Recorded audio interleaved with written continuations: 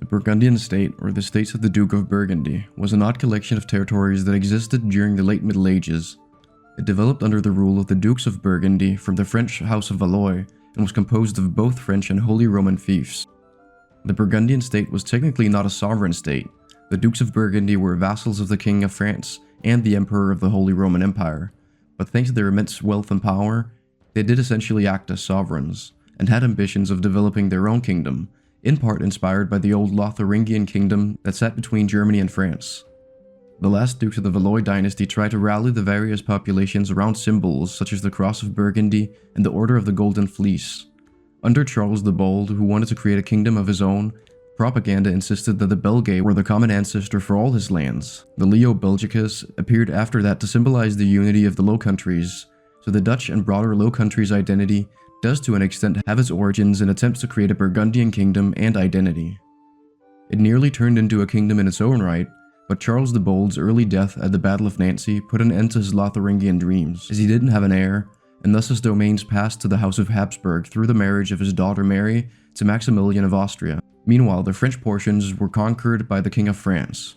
The partition of the Burgundian heritage marked the beginning of the centuries-long French-Habsburg rivalry and played a pivotal role in European politics long after Burgundy had lost its role as an independent political entity. But what if the Burgundian state had survived and become a true kingdom? That's what I'll explore in this video. As with most alternate history scenarios, several things have to change for this to be plausible. First, Charles the Bold lives longer and has a son, so that a succession crisis over Burgundy never takes place. In this scenario, France also doesn't win the 100 Years' War like in our timeline. Burgundy remains a loyal ally of England and joins them in walking out of peace talks during the Congress of Arras in 1435, continuing their participation in the war on the side of England and dragging out the conflict. England never manages to entirely take the French throne, but the conflict still dies down eventually, with England keeping more significant holdings in France that survive for longer. France, meanwhile, is left much weaker than in the real world.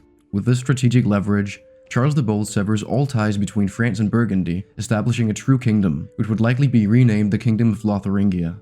While ties with France would be severed, there would still be the Holy Roman Empire, which most of the Lotharingian holdings were within, and I imagine because of this, the entire Kingdom of Lotharingia would simply fully join the Holy Roman Empire. Within the HRE, they would function as a counterweight to Austria, and a rivalry would probably develop between them as both expand their realms. But of course, as always is the case in history, nothing lasts forever. The Protestant Reformation could very well tear the Kingdom of Lotharingia apart, as it would develop a Protestant North and a Catholic South, and without the staunchly Catholic Austrian control of the lowlands, Protestantism would likely spread significantly further than in the real world. I imagine with the vast majority of the kingdom's population and wealth being in the north, and center of power likely moving from Dijon to Brussels, that Lotharingia would eventually have to embrace the Protestant Reformation if it wants to survive, so it does so in this scenario. The Protestant Reformation, like in our world, would result in a major European war, possibly one akin to the 30 Years' War. Without the French-Austrian rivalry, and the French-Lotharingian rivalry that replaces it, France would likely side with the Catholics rather than the Protestants. At first you might think that would be a death sentence for the Protestants, but I don't think so. France would have been centralizing power and regaining their footing, but they would still be weaker than in our timeline.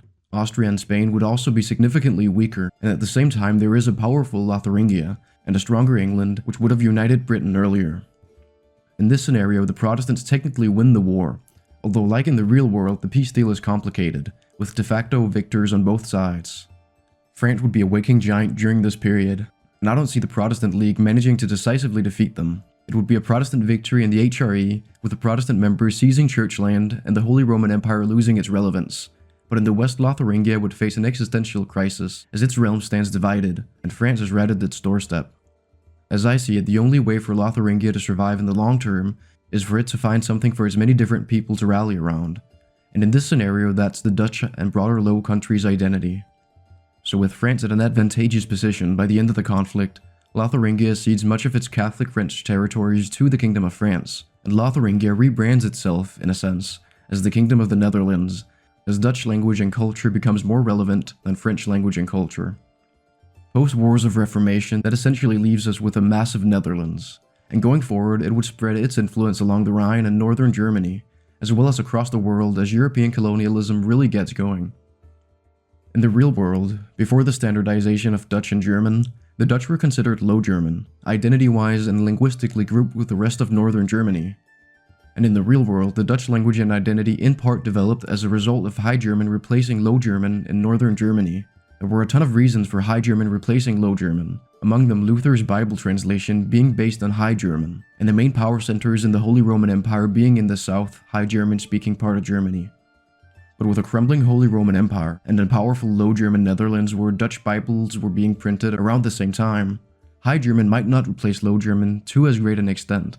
In this scenario, German still develops as a standardized language in the south and east, but Dutch extends much further as the Low German states in northwestern Germany adopt Dutch as the language of the elites, and Dutch Bibles are distributed far and wide. The Netherlands would grow in relevance in Europe, seeing itself as a leader in Germany. But across the world, it would also grow an impressive empire that competes with their British allies and the French. While this Netherlands is significantly larger than the one in the real world, it would also be a whole lot more preoccupied with European politics, so their colonial ambitions realistically probably don't go way beyond what the Dutch aim for in the real world. In this scenario, they just don't lose most of their colonies thanks to them having more power to defend themselves, as well as because of their alliance with Britain. Back in Europe, the Netherlands would face another major threat as Prussia grows in power. It would be nowhere close to the Netherlands in terms of wealth and population, but Prussia's efficient conscription army and brilliant military leaders were no joke in the 1700s. There would in all likelihood be wars between the Dutch, Prussians, and Austrians, as they all compete for the role of Germany's main power and perhaps one day unifier. The Silesian War, or a war like it, might still happen, and following it I see the Netherlands and Austria working together to keep their common Prussian enemy at bay. This would limit the growth of Prussia in this timeline. The Polish-Lithuanian Commonwealth, meanwhile, would as a result be a whole lot stronger and survive for now, as Prussia and Austria would be too busy fighting each other, leaving just Russia as its main threat. The Napoleonic Wars, were they still to happen, would likely play out differently in this timeline. With a massive and powerful Netherlands right on the French border, Napoleon would redraw the borders differently, conquering a ton of territory for France, but still keeping the Netherlands intact in order to have them as an ally in his new continental system. But Napoleon would still lose, perhaps even earlier in this scenario, as there is an additional European power which would take the first opportunity to join in a coalition against France, with how much the continental system would be costing it. Following the Napoleonic Wars, the borders of Europe would be redrawn once again. The Netherlands would regain many of their colonies, as Britain in this scenario has had a close relationship with the Dutch for centuries, and souring those relations could pose a whole lot bigger threat than with a relatively small Netherlands in the real world. Throughout the 1800s, nationalism would be on the rise, and there would be calls for German unification like in the real world. In this scenario, it would play out a little differently, however. With Prussia being significantly weaker, Austria becomes the leader of a German confederation, while the Netherlands and remaining Low German states start to be seen as distinctly Dutch and not German. At this point, Austria would de facto be the leader of an almost united Germany, but it wouldn't be official until the German Unification War sometime in the mid-1800s. Here Prussia, surrounded by rivals, would be split between the new Kingdom of Germany, the Polish-Lithuanian Commonwealth, and the Netherlands. The period after German unification would mirror our world's uneasy peace following the Franco-Prussian War, with only relatively smaller wars as interconnected networks of alliances form. I imagine the Polish-Lithuanian Commonwealth joins the Anglo-Dutch alliance in order to defend itself from Germany and Russia, who in turn formed the League of Three Emperors with France. War eventually breaks out over the Polish-Lithuanian Commonwealth. It could be an assassination attempt like in the real world's Great War, or simply escalating tensions over a border dispute. Regardless of exactly how it happens, Europe sees its first continent-wide war since Napoleon, as more countries join the war. In the East, I imagine the Polish-Lithuanian Commonwealth wouldn't last for long. The League of Three Emperors invade the Commonwealth from all sides and splits it between them. In the West, however, much like in the real world, the war would very likely grind to a halt. The British and Dutch, with their vast fleets and empires, would be able to hold off the French, Germans, and Russians, but not push them back. The League of Three Emperors, however, while at a numerical advantage, would not be interested in needlessly prolonging the conflict and their isolation from the rest of the world, so a peace is signed with the Allies only conceding minor territories. Germany at this point would be an absolute behemoth, but at the same time it would be overextended and see a major internal struggle with its non-German minorities. Discontent soon turns to revolution and wars for independence. In the mayhem, fascist-leaning German nationalists topple the monarchy in Vienna and establish a new German state. This leads to civil war, and Central Europe becomes a complete mess as various groups fighting for independence, German nationalists and German royalists duke it out. Germany's neighbors take advantage of this, with Russia supporting the royalists and France and the Anglo-Dutch alliance supporting the nationalists. Following the Civil War, Central Europe looked something like this, with several new countries being carved out of the Habsburg Empire, and a still powerful Germany remaining. The biggest winner in this conflict would probably be Russia, which at this point, around the 1930s, would have seen major internal changes. Without Germany sending Lenin back to Russia during the First World War, like in our world, the communist movement in Russia never grows as prominent. And while a civil war was not a given, and perhaps less likely when people see the mayhem that caused in Germany, Russia was still facing internal struggles, and the people wanted change. Without a relevant communist movement, I could see fascist-leaning right-wing authoritarians, inspired by Germany's nationalist movement, rising to prominence in Russian politics instead. They would probably push for a lot of the same policies, taking away the Tsar's power, establishing a strong state that interferes in the economy, etc., but of course with some major differences as well, without there being the whole anti-capitalist ideology drive.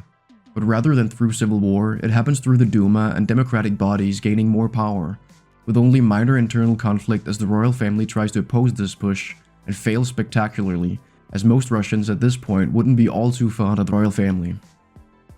In this process, taking advantage of internal divisions, some parts of the Russian Empire may also be granted independence. Borders across Europe would also change slightly from various smaller wars over the decades. Without as extreme a leader in Germany as in our world, a Second World War, in my opinion, is not a given. It would certainly be possible. Germany would be sour over their loss of Prussia and Danzig, and irredentist ideas could spread. But in my opinion, this Germany is just too different. The question is really whether or not this boils over before the advent of nuclear weapons. By the late 1940s or 1950s, nuclear weapons are invented like in the real world, and great powers go from duking it out through direct military conflict to doing it through espionage, proxy wars, and arms races. There would not be a two-way Cold War like in the real world, but instead several competing powers. Perhaps a German-led Central European alliance, a large Russian sphere of influence, and eventually whenever China industrializes, it too would become a relevant world power. For a while the British and Dutch empires would stand as their own power, and colonialism without the Second World War would last decades longer. But eventually by the 60s and 70s, their empires do crumble as the push for independence in their colonies just becomes too much, and at this point they would likely align themselves with the United States. France would probably stand alone for a while, working to some extent with Russia, but with time opening up to Western relations as it too slowly gives up its colonial holdings to local rulers. With the previous scenarios, I always did a part 2 where I looked at the alternate nations standing in the modern world, but going forward I plan on doing that briefly at the end of each video. So with that said, let's see what this giant Netherlands, and more broadly this alternate Europe, would be like in the modern world. If demographic and economic trends are similar to our world, the Netherlands would have a population of 67.7 million, making it the 4th most populous country in Europe, not counting Turkey, or of course the 5th most if you do count them. And it would have a GDP of roughly 3.8 trillion USD, making it the 4th largest economy in Europe behind Russia, Germany, and the UK. As for the rest of Europe, based on their alternate borders and taking into account their different histories, I imagine these population and GDP numbers. But that's about all for now. Remember to leave a like if you enjoyed the video, subscribe for more alternate history content, and a big thank you to all my channel members. See you next time.